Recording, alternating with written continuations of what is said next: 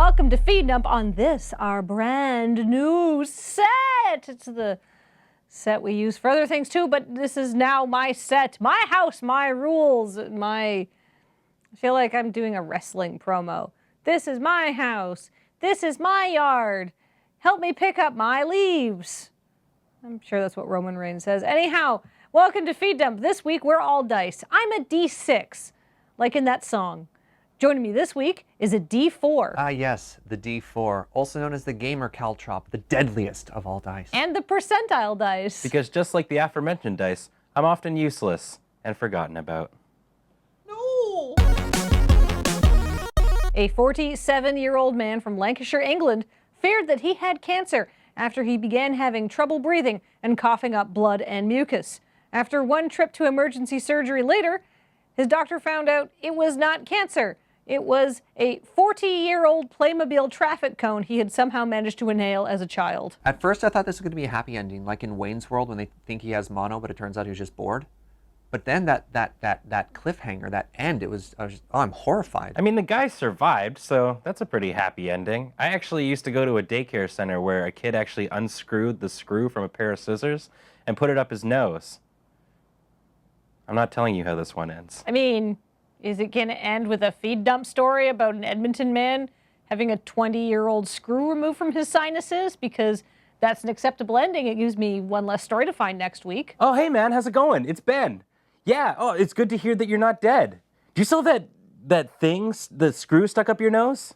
No? Oh, then you're dead to me. Wow. I think we've really learned something today. Yeah. Don't inhale Playmobil? No! It's that Ben is a psychopath! Don't you put it in your nose. Nuh-uh. Don't you put it in your lungs. Or you'll have a big frump and end up on Feed Dump. Don't stuff it in your face, though it might look good to eat. Though it might look good to eat, and it might look good to taste. And it might look good to taste. A Suffolk man gained a bit of viral notoriety after he was walking his dog, and his dog found a 10-inch long dildo in the bushes, which he refused to part with. He, tried to wrestle it out of the dog's mouth and everything. The dog was like, no, just mine now. So you may be a little bit embarrassed on the internet now, but upside, free dildo. And anybody who says that thing is too big just isn't trying hard enough. Yes. I mean, there is a matter of effort to be put in, but I think we need to raise the question of sanitation, as a dog has been actively chewing on this, I would assume breaking the surface somewhat, leaving tiny micro pockets for bacteria to flourish.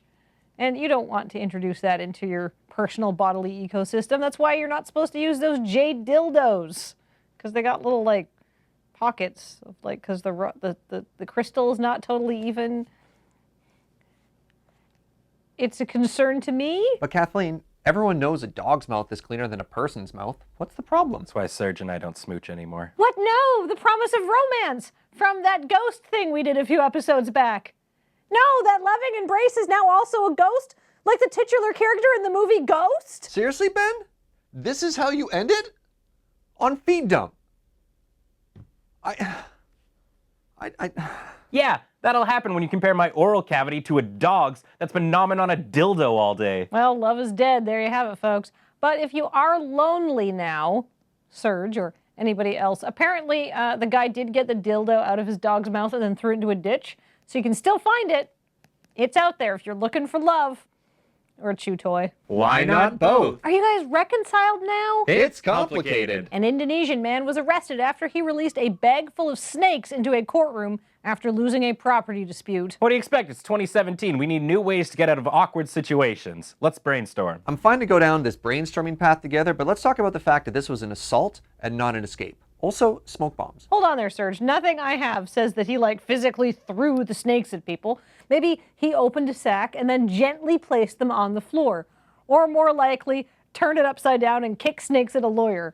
But they don't say he was just throwing fistfuls of snakes at people, so let's not assume that he turned into some sort of snake maniac. I appreciate that we're at the point in Feed Dump where Kathleen can play devil's advocate for the Indonesian snake man. Kathleen, I'm pretty sure this was an assault. Snakes do 3 things. They hiss, they poison, and they squeeze people to death. If that's not assault, I don't know what is. Hey man, you missed the most important thing that they do. Sometimes they wear tiny little hats. And sometimes they go when they're trying to smell things, and it's really cute. No, I'm feeling pretty threatened right now.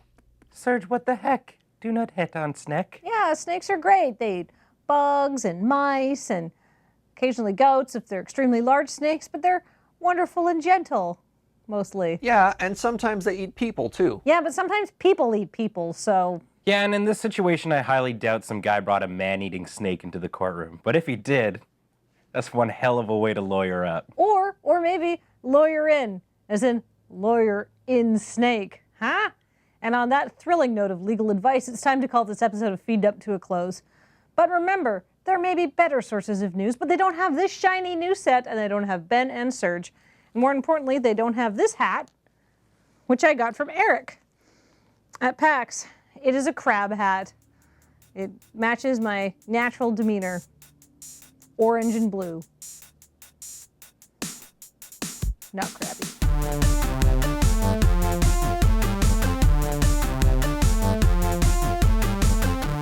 Imagine being so mad at a lawyer. Your only recourse is snakes.